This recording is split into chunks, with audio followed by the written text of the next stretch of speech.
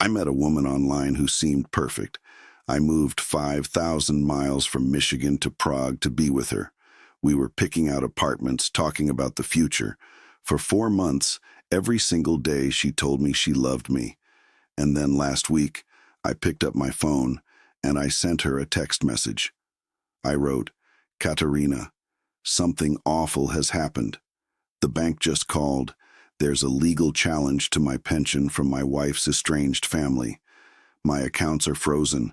I have nothing." She read it.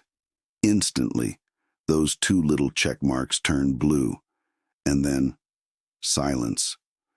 I just sat here, in this apartment she helped me pick out, and I waited. You know, you tell yourself 100 different stories in a moment like that. Her phone battery must have died. She must be in a panic trying to figure out how to help me. She's on her way over right now. You believe those stories because the alternative is just too much to think about. 31 minutes. After 1,860 seconds, her picture on my phone, the one where she's smiling on the Charles Bridge, it just vanished, replaced by that empty gray icon. She had blocked my number. 31 minutes. That's the price of a lie. A lie that broke my heart but also saved my life savings, every last dollar of it. Before you judge me for lying, or for being a fool in the first place, you need to hear how it all started. I spent 40 years on construction sites. I can tell you if a foundation is bad before the concrete's even poured. But I couldn't see that this whole relationship, this whole new life I was building, had no foundation at all. To understand how I ended up there, sending that text in a quiet apartment in Prague, you have to understand the silence that came before it. The silence of a 2-story house in Saginaw, Michigan, that used to be full of life. My life. For 40 years, I worked for the same construction firm, operating heavy machinery. Cranes, excavators, the big stuff. It's a job that demands focus. You can't have your mind wander when you're lifting a 2-ton steel beam 50 feet in the air. I was good at it. I was proud of it. My wife, Mary, and I built a good life. 35 years we were married. We raised a son, a good boy who's got a family of his own out in Oregon now. And then 5 years ago, Mary got sick. It was fast, sudden, and just like that, the house went quiet. The silence was the loudest thing I'd ever heard. At work, there was noise, purpose. I'd come home, and that quiet would just hit me at the door. It was a crushing loneliness. You know, you can be a man who knows how to build things from the ground up, but you feel completely useless when it comes to rebuilding your own life. My son would call, but you can hear it in his voice, that worry. You start to feel like a burden, another item on his to-do list, and you find yourself telling him you're fine just to get off the phone faster. After I retired, it got worse.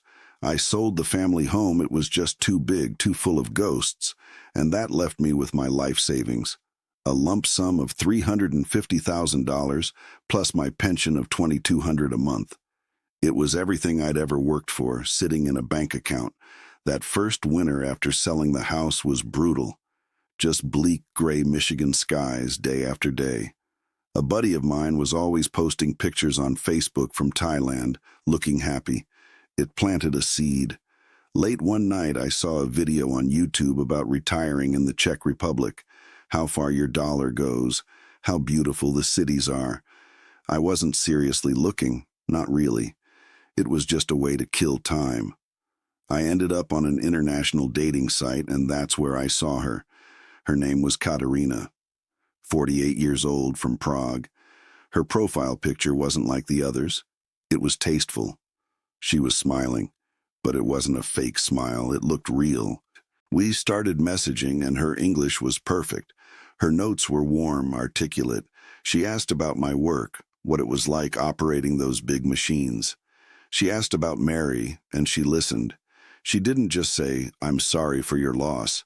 She said, "It must be hard to be the reliable one for everyone else for so long and then suddenly feel so alone." She got it. Money almost never came up. She said she was an office administrator, lived a simple life, and just wanted a good, stable man to share it with. For 6 months, we had video calls every single day. It became my routine, my reason to get up. I was convinced. I bought a plane ticket. When I walked out of the arrivals gate in Prague, she was there, and she was even more charming in person. That first week, she was my guide. She took me on the trams, showed me how to buy a ticket. She helped me find a temporary apartment in a neighborhood called Vinohrady. It was beautiful, clean, respectable. Trees lining the streets, old buildings that looked like they had stories. It cost me 35,000 crowns a month, about $1,500, and it felt like a palace.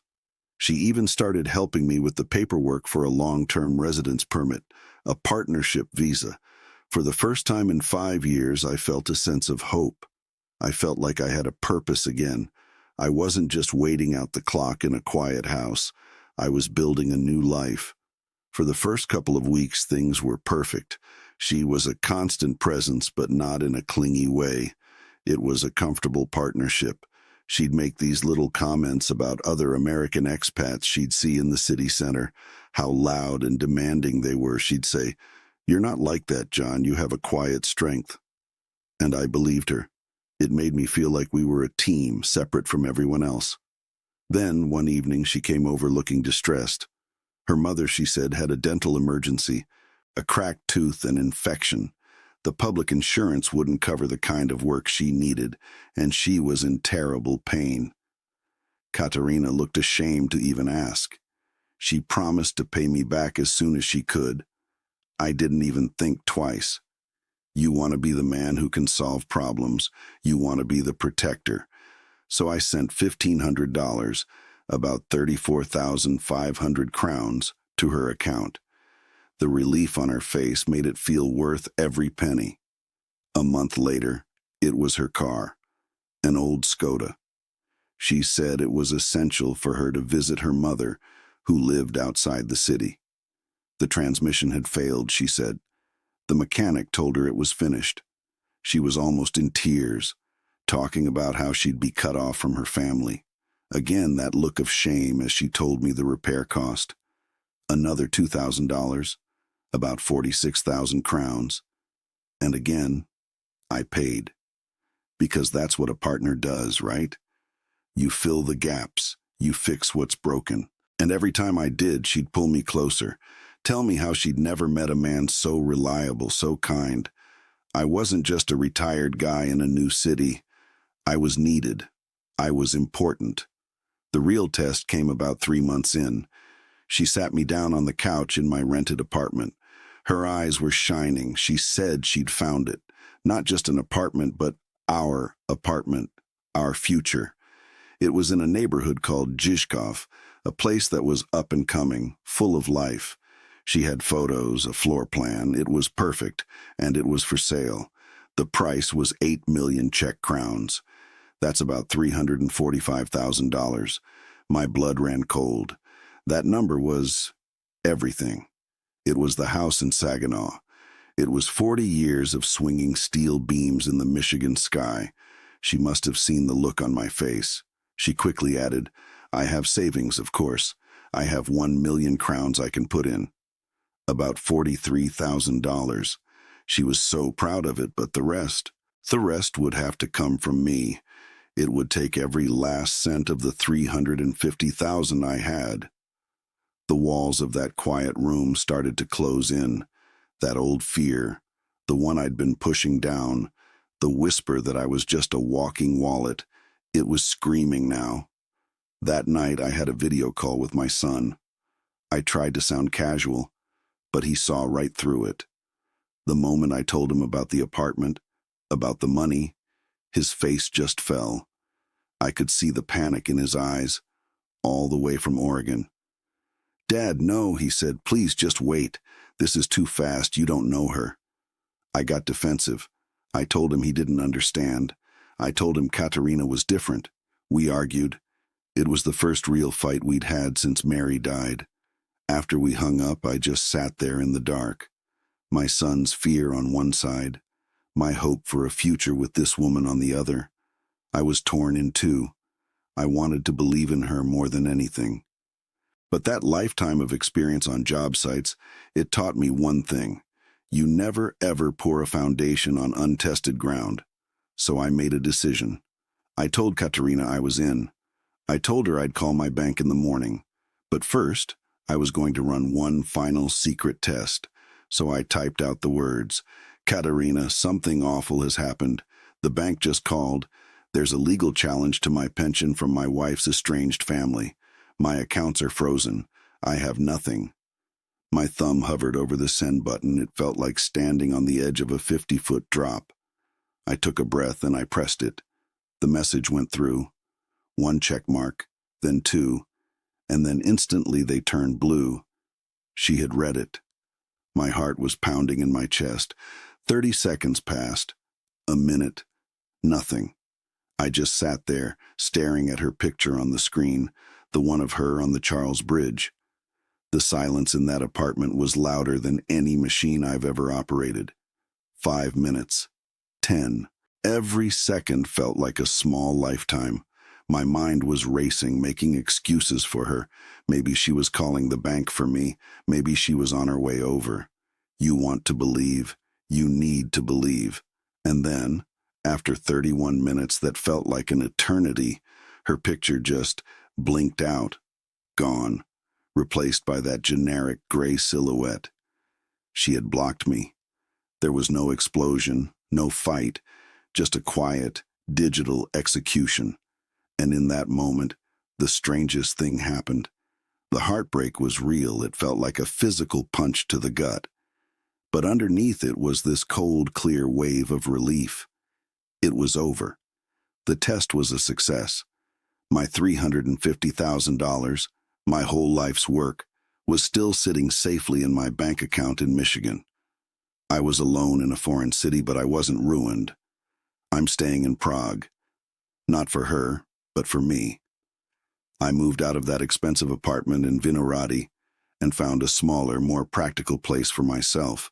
I started going to an expat meetup group full of people from all over sharing stories.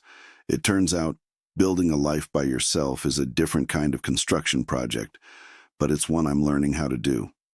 Look, if you're my age and you're talking to someone overseas, I get it. It's exciting. But before you move your life and your life savings, you have to find out if they love you or the life you can give them. So before you send that wire for the apartment, before you add them to your bank account, invent a crisis. A small one, say a check bounced. Say you have an unexpected tax bill back home that cleaned you out for a month. Say your pension is frozen. Say something that makes the money stop just for a moment. Their reaction in that moment is the only truth you can trust. If my story helps even one of you avoid what I almost went through, then it was worth telling. Subscribe to the channel, because we need to keep talking about this. The first few weeks were a dream. It wasn't just the city, which felt like walking through a history book. It was her. Katarina made everything feel easy, accessible. She had this way of making me feel like I wasn't just another clumsy American tourist. We'd be sitting at a cafe and she'd lean in and whisper, "Look at them," nodding at a group of expats arguing loudly with a waiter. They complain about everything. They want Michigan in the middle of Prague. You're not like that, John. You have a quiet strength. You listen. And when she said it, I felt like we were a team, a secret club of two, navigating this beautiful world together. She was subtly drawing a circle around us, and I was so happy to be inside it that I didn't realize it was also a cage. The first crack appeared about 2 weeks in. It was a Tuesday evening. She came over to my apartment in Vinohrady, and the light was gone from her eyes. She looked exhausted, distressed. I asked her what was wrong, and at first she wouldn't. She just shook her head like she was too embarrassed to speak. Finally, after I pressed her, the story came out. Her mother, who she talked about all the time, had a dental emergency, a cracked molar, a nasty infection. The public health system, she explained, wouldn't cover the kind of advanced work she needed, not without a 6-month wait. And her mother was in agony. Katarina looked down at her hands. "It's just, I feel so helpless," she said, her voice barely a whisper. "I should be able to take care of this for her." She never asked for a specific amount. She just laid the problem at my feet, packaged in shame and daughterly love. And I did exactly what she knew I would do. I stepped in. I became the hero, the provider. "How much is it?" I asked. She looked up, her eyes full of a kind of pained gratitude. She named the figure in crowns, 34,500. I did the math in my head. About $1,500. To me, it was a solvable problem. To her, it was a mountain. "I'll pay you back," she said, rushing the words out, "as soon as I can rearrange some things." I just shook my head, took her hand and said, "Don't worry about it. We're a team, remember?" I transferred the money right then and there. The relief that washed over her face, the way she hugged me, it felt like I had bought more than just a dental procedure. It felt like I had bought security. I had proven my worth. A month went by. Things were even better. The money was never mentioned again. It was our secret, a testament to my reliability. Then came the car. It was an old Skoda, her pride and joy. But it was on its last legs. She used it, she said, to visit her mother on weekends. The city was for us, but the car was for her family. One afternoon, my phone rang. It was Katarina, and she was crying. The car had died on the side of the road. The transmission was gone. A mechanic had towed it, and he'd given her the verdict. It was finished. It would cost more to fix than the car was worth. "I just don't know what I'm going to do," she sobbed. "How will I see my mother? She counts on me." Again, the same pattern. The problem was presented as a barrier to her performing her family duty. A duty she knew I, as a family man who had cared for a sick wife, would respect. This time it was $2,000, around 46,000 crowns. My hand hesitated for a second. It wasn't the money, not really. It was a flicker, a tiny little warning light on the dashboard of my mind. 2 emergencies in 6 weeks. But what was the alternative? To say no? To be the man who let her down, who cut her off from her aging mother, all for a couple $1,000s when I had a fortune sitting in the bank?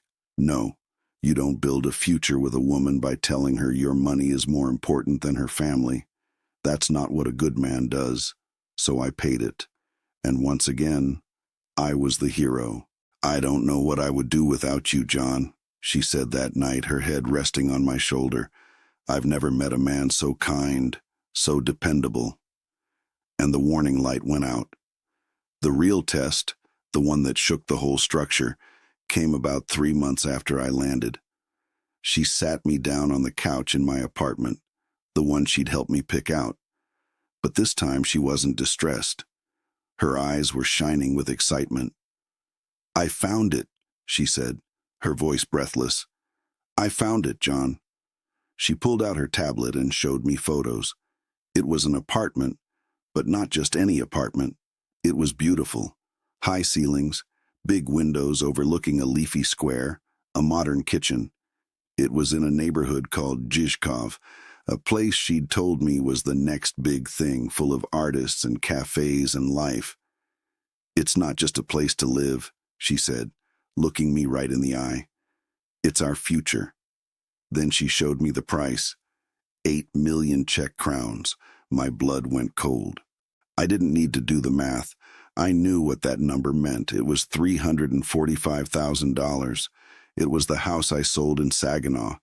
It was 40 years of operating cranes, of getting up in the dark, of swinging steel beams against a gray Michigan sky. It was everything. The silence in the room was deafening. All I could hear was a roaring in my ears. She must have seen the color drain from my face. She immediately backpedaled, but masterfully.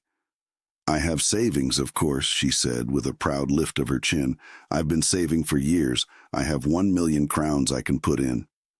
About $43,000. She presented it like a royal offering. It was a brilliant move. It made her a partner, an investor, not a beggar. But the rest, the 7 million crowns, that was on me. It would take my entire nest egg. Every last cent. The deep-buried fear I'd been fighting for months, the one that whispered I was just a lonely old man with a checkbook, it was screaming now. That night, I couldn't sleep. I kept seeing my bank balance dropping to zero. I did the one thing I felt I could still do. I called my son. I tried to keep my voice casual. "Big news," I said, forcing a cheerful tone. "Katarina and I are thinking of buying a place together." I explained the situation, the apartment, her contribution. The moment I said the number, his face on the video call just fell. I saw the same panic in his eyes I'd seen when the doctors told us about Mary. "Dad, no," he said, his voice sharp with alarm. "No, please just wait. This is way too fast. You don't know her." I got angry, defensive. "You don't know her," I shot back. "She's not like that. This is my chance, don't you understand? I don't want to die alone in a quiet house." We fought. A real ugly fight. The first one we'd had since his mother's funeral. He was begging me to see reason, and I was accusing him of wanting me to be miserable. We hung up, and I was left there, in the dark, shaking with anger and fear. My son's terror on one side, and my one, last, desperate hope for a future on the other. I sat there for hours, torn in two. I wanted to believe in her more than anything in the world. But that lifetime of experience, it doesn't just vanish. On a job site, you learn to trust your gut. You check and double-check every support before you put a load on it. You test the ground before you pour the slab. You don't bet the whole project on a pretty blueprint. And that's when I knew what I had to do. I was going to tell her yes. I was going to tell her I'd call the bank and arrange the transfer. But before that money moved an inch, I was going to test the ground. I was going to run one final secret test of my own. So I typed the words. My thumb hovered over the send button. It felt like standing on the edge of a 50-foot drop, the wind at my back. Every part of me that wanted to believe in her, in us, was screaming not to do it. Just transfer the money. Just trust her. But the part of me that ran a crane for 40 years, the part that knew you never, ever put a load on an untested cable, that part of me was in control. I took a breath, and I pressed it. The message was gone. One gray check mark, then two. My heart was a drum against my ribs, and then, instantly, they turned blue. She read it. Silence. I sat there, on the edge of the couch she'd sat on when she told me about our future, and I stared at her picture on the screen. The one where she's smiling on the Charles Bridge, the sun in her hair. 30 seconds passed. It felt like an hour, a minute. Nothing. My mind started to spin, making excuses. Her phone died. She's in a panic, calling her mother, trying to figure out how to help. She's on her way over right now, of course she is. You believe those stories because the alternative is just too much. 5 minutes passed. The room was so quiet I could hear the hum of the refrigerator. 10 minutes. I looked out the window, people walking by, living their lives. 20 minutes. The sun was starting to go down, casting long shadows across the floor. 30 minutes. The hope was shriveling up now, turning into a cold, hard knot in my stomach. And then, after 31 minutes that felt like a lifetime, her picture just blinked out. It was gone, replaced by that generic, gray, empty silhouette. I tapped on her name. The option to call her was gone. The option to message her was gone. She had blocked me. There was no argument, no angry phone call, no explanation, just a quiet digital execution. And in that precise moment, the strangest thing happened. The heartbreak was real. It felt like a physical punch to the gut. I felt the tears welling up. But right underneath it, a cold, clear wave of relief washed over me. It was the feeling of a cable snapping, but the load lands safely.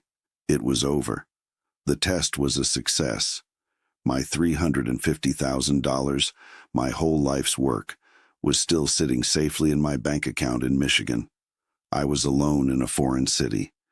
But I wasn't ruined. So here I am, still in Prague. Not for her. For me. I moved out of that expensive apartment in Vinohrady, the one that cost $1,500 a month. I found a smaller place, a practical one. It cost me about 18,000 crowns a month, that's around $780, which I can comfortably afford on my pension. My $350,000, my life's work, is still sitting safe and sound in my bank account back in Michigan. I'm alone, but I'm not ruined. I'm not even lonely, not anymore. I started going to an expat meetup group, a bunch of us from all over the world, sharing stories, helping each other figure out how to buy a tram ticket or where to get the best goulash. It turns out, building a life for yourself is a different kind of construction project, but it's one I'm learning how to do, one brick at a time, on solid ground. And that's why I'm making this video. Not for sympathy, but because I know someone out there is in the same place I was 6 months ago. You're talking to someone online, they feel like the answer to everything, and you're starting to look at plane tickets. The first lesson I learned is that small kindnesses can be a smokescreen for big withdrawals. The $1,500 for the dental work, the $2,000 for the car. They weren't acts of love. They were tests. She was checking if the ATM was working before she tried to take out the whole balance. The second lesson is that if their plan for your future together involves you liquidating your entire past, you need to stop. A real partner builds with you. They don't just move into the house you paid for. Look, if you're my age and you're talking to someone overseas, I get it. It's exciting. But before you move your life and your life savings, you have to find out if they love you or the life you can give them. So before you send that wire for the apartment, before you add them to your bank account, invent a crisis. A small one. Say a check bounced. Say you have an unexpected tax bill back home that cleaned you out for a month. Say your pension is frozen. Say something that makes the money stop, just for a moment. Their reaction in that moment is the only truth you can trust. If my story helps even one of you avoid what I almost went through, then it was worth telling. Subscribe to the channel, because we need to keep talking about this.